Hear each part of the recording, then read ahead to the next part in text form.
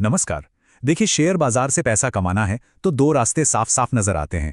एक है ट्रेडिंग और दूसरा है इन्वेस्टिंग। मंजिल तो दोनों की एक ही है, मुनाफा कमाना। लेकिन इनके सफर और उसूल जमीन आसमान जितने अलग हैं। और हाँ, दोनों ही रास्तों पर पैसा बनता भी है और डूबता भी है। तो चलिए आज इसी पहेली को सुलझाते हैं और देखते हैं कि अपनी मेहनत की कमाई के लिए कौन सा रास्ता चुनना चाहिए। आगे बढ़ने से पहले एक बहुत जरूरी बात। यहाँ जो भी जानकारी दी जा रही है वो सिर्फ और सिर्फ सिखाने और समझाने के लिए है।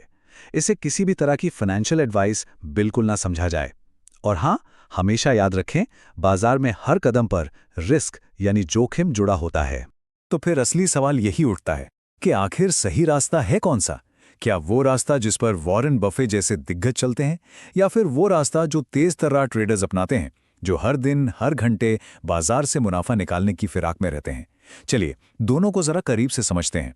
तो सबसे पहले बात करते हैं इन्वेस्टर की राह की। ये रास्ता है लंबी अवधि का, यानी लॉन्ग टर्म का। यहाँ सोच ये है कि धीरे धीरे और लगातार अपनी दौलत को बढ़ाया जाए, जहां समय आपका सबसे बड़ा दोस्त होता है। अब इसके पीछे का आइडिया ना बड़ा सिंपल और मजेदार है।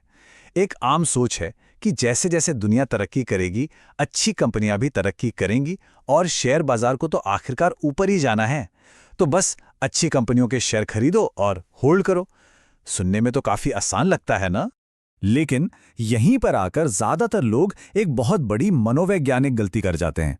होता क्या है कि जिन स्टॉक्स में थोड़ा सा भी प्रॉफिट दिखता है, उन्हें तो डर के मारे फटाफट बेच देते हैं कि कहीं ये मुनाफा चला ना जाए। और जिन स्टॉक्स में नुकसान हो रहा होता है, उन्हें सालों साल इस उम्मीद में पकड़े रहते हैं कि कोई बात नहीं, आज नहीं तो कल ऊपर आएगा। और नतीजा ये होता है कि पोर्टफोलियो कभी सही मायनों में ग्रो ही नहीं कर पाता। पर सच ये है कि लंबी रेस के घोड़े आखिर हैं कितने? सेबी का एक डेटा तो सच में आंखें खोल देता है। म्यूचुअल फंड में निवेश करने वालों में से सिर्फ 3% लोग ही 5 साल से ज्यादा समय तक अपना निवेश बनाए रखते हैं। सिर्फ 3%। जबकि असली फायदा देखने के लिए कम से कम इतना सब्र तो करना ही पड़ता है। चलिए अब सिक्के का दूसरा पहलू देखते हैं और अब कदम रखते हैं ट्रेडर की दुनिया में। ये एक बहुत तेज रफ्तार, ऊंचे दाव और उतने ही ऊंचे जोखिम वाली दुनिया है, जहां फैसले दिनों या घंटों में नहीं बल्कि मिनटों और सेकंडों में लिए जाते हैं। अगर इस दुनिया को समझना है तो जेसी लिवरमूर की कहानी से बेहतर कुछ नहीं। वो इतिहास के सबसे महान ट्रेडरों में से एक माने जाते हैं। सोचिए, 1929 की महामंदी में जब पूरी दुनिया बर्बाद हो रही थी, उन्होंने बाजार के गिरने पर दांव लगाकर आज के हिसाब से अरबों रुपए कमाए थे। लेकिन इतनी जबरदस्त कामयाबी के बावजूद 1940 में उन्होंने ट्रेडिंग के भारी मानसिक दबाव की वजह से अपनी जान ले ली। ये कहानी ट्रेडिंग की चकाचौंध और उसके स्याह अंधेरे दोनों को सामने रखती है। और ये मत सोचिए कि ये कोई पुरानी कहानी है। सेबी के ताज़ा आंकड़े भी कुछ ऐसी ही तस्वीर दिखाते हैं। खासकर फ्यूचर्स एंड ऑप्शंस यानी एफएनओ सेगमेंट में हर 10 में से 9 ट्रेडर्स अपना पैसा गंवाते हैं। जी हां, 90% लोग नुकसान में रहते हैं। ये वो कड़वी हकीकत है जिसे अक्सर लोग देखना नहीं चाहते। तो फिर सवाल यह है, चाहे कोई इन्वेस्टर हो या ट्रेडर, उसकी कामयाबी के रास्ते में सबसे बड़ी रुकावट क्या है? कोई खराब स्टॉक या खराब मार्केट? नहीं, सबसे बड़ी चुनौती है इंसान का अपना मन, उसकी अपनी भावनाएं यानी इमोशंस। जरा इस इमोशनल रोलर कोस्टर को समझिए। एक ट्रेड मुनाफे में है, पर लालच कहता है अरे बस थोड़ा और रुको। फिर वही ट्रेड नुकसान में जाने लगता है, पर उम्मीद कहती है चिंता मत करो, अभी वापस आएगा। फिर जब नुकसान एक तय सीमा, जिसे स्टॉप लॉस कहते हैं, पर पहुंचता है तो मन मानने से ही इंकार कर देता है। और आखिर में जब डर बुरी तरह हावी हो जाता है, तब जाकर एक बहुत बड़े नुकसान के साथ उस सौदे से बाहर निकला जाता है। और जब एक बार बड़ा नुकसान हो जाता है ना, तो कई लोग एक बहुत ही खतरनाक जाल में फंस जाते हैं, जिसे कहते हैं लॉस रिकवरी मोड। इसमें इंसान दिमाग से नहीं बल्कि अपने अहंकार, अपनी ईगो से ट्रीट करने लगता है।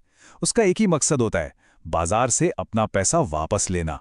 और इसी चक्कर में वो और भी बड़े बड़े रिस्क लेता है और पहले से कई ज्यादा नुकसान कर बैठता है। तो क्या इसका ये मतलब समझें कि बाजार से पैसा बनाना नामुमकिन है? नहीं, बिल्कुल नहीं। लेकिन ये भी सच है कि सिर्फ इच्छा रखने से कुछ नहीं होता। कामयाबी के लिए 2 सबसे जरूरी हथियार चाहिए। पहला है सही ज्ञान और दूसरा है अटूट धैर्य। ये स्लाइड ना दोनों रास्तों के लिए जरूरी स्किल्स को बहुत साफ साफ दिखाती है।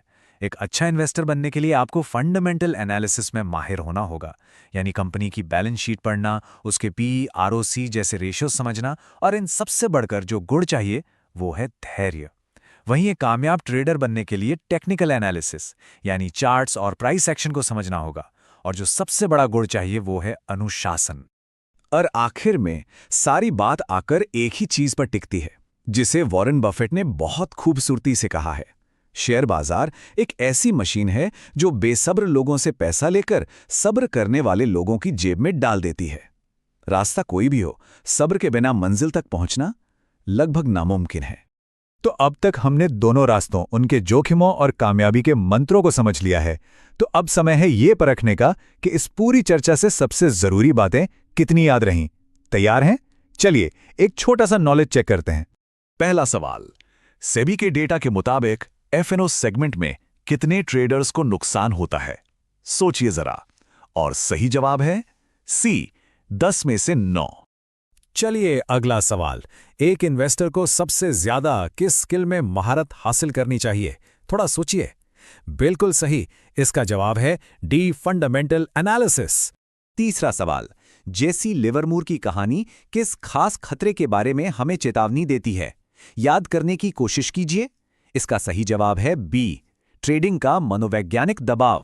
चौथा सवाल, उस आम मनोवैज्ञानिक गलती को क्या कहते हैं जहां लोग मुनाफे जल्दी काट लेते हैं और नुकसान को पकड़े रहते हैं? इसके बारे में हमने बात की थी। जी हां, सही जवाब है डी, नुकसान को होल्ड करना और मुनाफे को काटना। और ये रहा आखिरी सवाल, वॉरेन बफे के अनुसार बाजार में कामयाब होने के लिए सबसे जरूरी गुण कौन सा है? उनका सबसे जरूरी मंत्र? बिल्कुल सही जवाब है सी, धैर्य। तो अब जब दोनों रास्ते सामने साफ हैं, उनके जोखिम और उनके लिए जरूरी मानसिकता सब पता है, तो अब सबसे जरूरी सवाल खुद से पूछना है, इनमें से कौन सा रास्ता किसी के स्वभाव, उसके अपने व्यक्तित्व से मेल खाता है? इस पर सोचना बहुत जरूरी है।